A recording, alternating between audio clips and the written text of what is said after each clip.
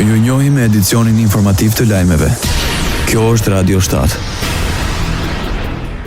Vendimi i gjykatës kushtetuese të Maqedonisë së Veriut për rikthimin e emrave të kohës së ish Jugosllavisë në rrugët e Tetovës shkaktoi tensione në Këshillin Komunal. Gjatë shqyrtimit të rendit të ditës për propozimin e emrave të rrugëve në qytet, projekti paraqitur nga opozitarja BDI për emërtimin e rrugëve u fut në rendin e ditës me 22 vota pro, 2 kundër dhe 1 abstenim. Vendimi për përfshirjen e kësaj pike në rendite erdhi pasi nuk kaloi pika e parë propozuar në seancë. Protestojmë që pike për emërimin dhe vendimin pike e parë. Kush është kundër? Ka përmbajtur.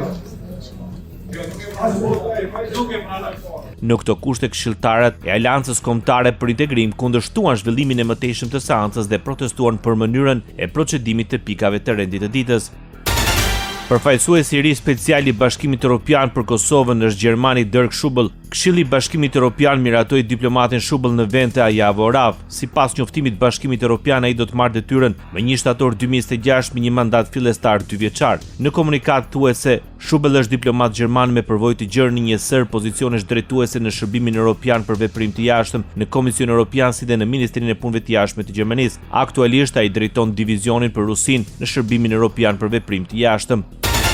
Kryetari i grupit parlamentar të Partisë Demokratike të Shqipërisë, i përfaqësuar nga kryetari Gazmend Bardhi, depozitoi në SPAK kallëzim penal kundër kryeministrit Edi Rama dhe ministrit të Turizmit, Kulturës dhe Sportit Blendi Gonxha.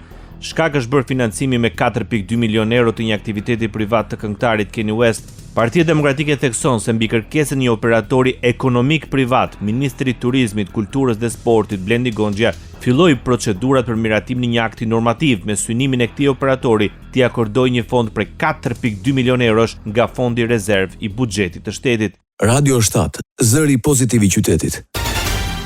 Britania e Madhe dhe Bashkimi Evropian ka vendosur sanksione të përbashkëta ndaj disa hakerave të dyshuar se kanë lidhje me Rusinë. Shërbimi britanik i sigurisë kibernetike u bëri thirrje sektorëve kritik të forcojnë mbrojtjen online ndaj kërcënimeve që vijnë nga Moska. Në listën e sanksione të vendosura nga Ministria e Jashtme britanike janë përfshirë 24 individë subjekte të akuzuar se qëndrojnë pas operacioneve shkatruese, përfshirë rrjete ndërmjetëse të lidhura me shërbimet ruse të inteligjencës. Bashkimi Evropian njoftoi se ka vendosur masa kufizuese ndaj 9 individëve dhe 4 subjekteve, përfshirë oficerë të inteligjencës ushtarake ruse dhe kriminal kibernetik.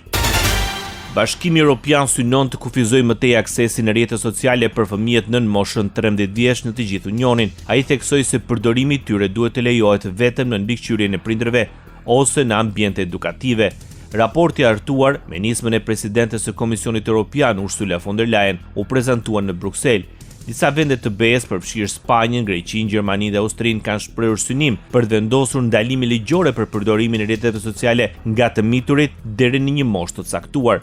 Von der Leyen ka shprehur së fundi shqetësimin për ndikimin e rrjeteve sociale tek fëmijët dhe ka ngritur një panel ekspertësh për t'i dhënë komisionit rekomandime me mbrojtjen e të rinjve në internet. Ajo ka përmendur Australinë si një model të mundshëm, pasi vendi u bë i pari në botë që vendosi në fund të vitit 2025 ndalimin e aksesit në rrjetet sociale për fëmijët nën 16 vjeç. Ndoqët lajmet shkurt në Radio 7, zëri pozitiv i qytetit.